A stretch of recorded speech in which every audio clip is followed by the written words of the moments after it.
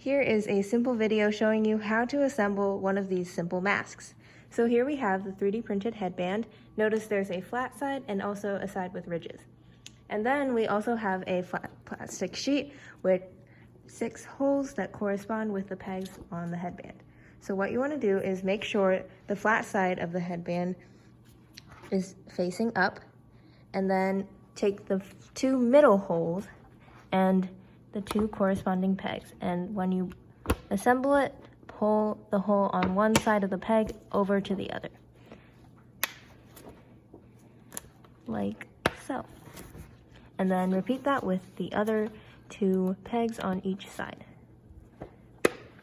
The plastic may be a little hard to pull, but after it is ready, it should be very secure.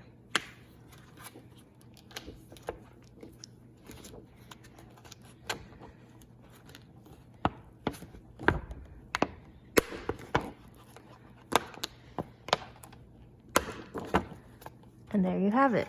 And also, if you find that the headband is not secure enough on your head, you can use a rubber band and just hook it onto the back,